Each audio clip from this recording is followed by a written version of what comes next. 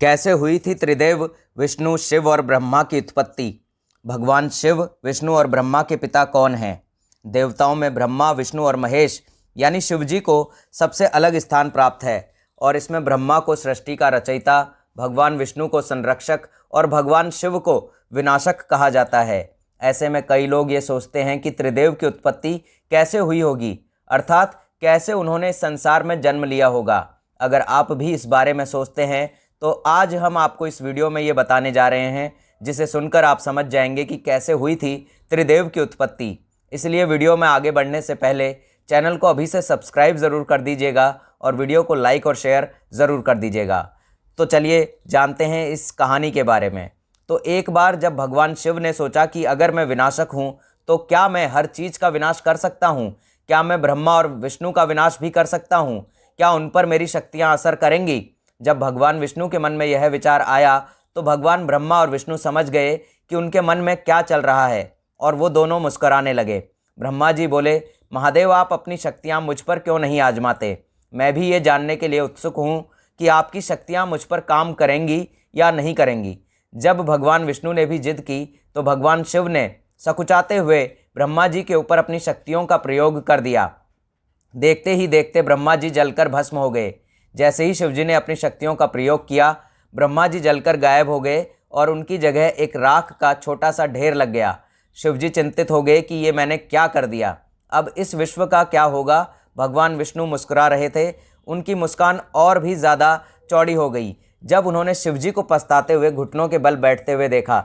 शिव जी पछताते हुए उस राख को मुट्ठी में लेने वाले ही थे कि उस राख में से ब्रह्मा जी पुनः प्रकट हो गए और बोले कि महादेव मैं कहीं नहीं गया हूँ, मैं यहीं पर हूँ।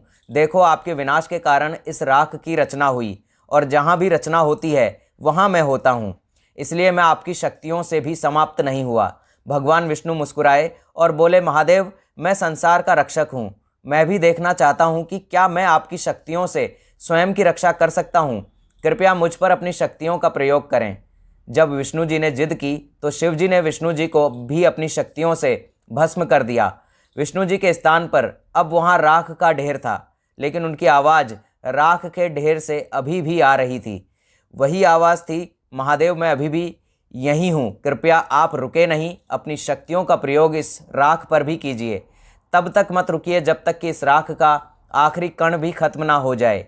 भगवान शिव ने अपनी शक्तियों को और तेज़ कर दिया और राख कम होनी शुरू हो गई। अंत में उस राख का सिर्फ एक कण बचा।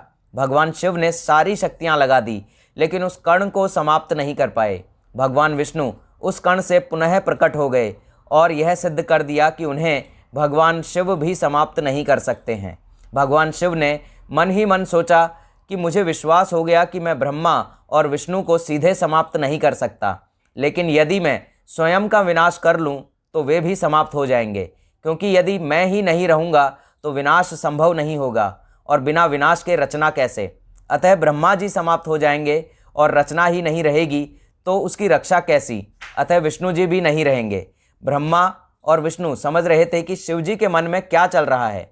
वो दोनों मुस्कुराए। भगवान शिव ने स्वयं का विनाश कर लिया और जैसा वो सोच रहे थे वैसा ही हुआ। जैसे ही वे जलकर राख में तब्दील हुए, ब्रह्मा और विष्णु भी राख में बदल गए।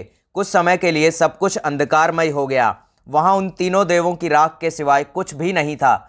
उसी राख के ढेर से एक आवाज़ आई, मैं ब्रह्मा हूँ, मैं देख सकता हूँ कि यहाँ राख की रचना हुई है और जहाँ रचना होती है वहाँ मैं होता ही हूँ। इस तरह उस रात से पहले ब्रह्मा जी उत्पन्न हुए और उसके बाद विष्णु जी और फिर शिव जी, क्योंकि जहाँ रचना होती है वहाँ पहले सुरक्षा आती है और फिर विनाश। इस तरह शिव जी को बोध हुआ कि त्रिदेव का विनाश असंभव है।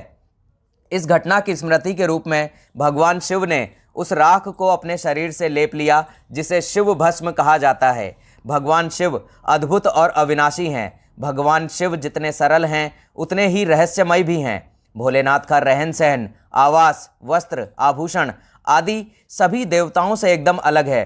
शास्त्रों में एक ओर जहाँ सभी देवी देवताओं को सुंदर वस्त्र और आभूषणों से सुसज्जित बताया गया है, वहीं दूसरी ओर भगवान शिव का स्वरूप निराला ही बताया गया है। शिव जी सदैव मृग चर्म धारण किए हुए रहते हैं और शरीर पर भस्म लगाए रहते हैं। शिवजी का प्रमुख वस्त्र भस्म यानी राख है, क्योंकि उनका पूरा शरीर भस्म से ढका रहता है। शिव पुराण के अनुसार भस्म सृष्टि का सार है। एक दिन संपूर्ण सृष्टि इसी राख के रूप में परिवर्तित हो जानी है।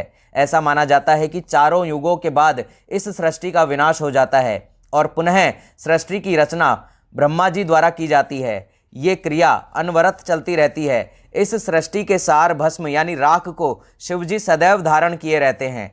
इसका अर्थ यह है कि एक दिन यह संपूर्ण सृष्टि शिवजी में विलीन हो जानी है। उम्मीद करते हैं कि वीडियो आपको बहुत पसंद आया होगा। अगर आपको वीडियो पसंद आया हो तो चैनल को ज़रूर सब्सक्राइब कर लीजिएगा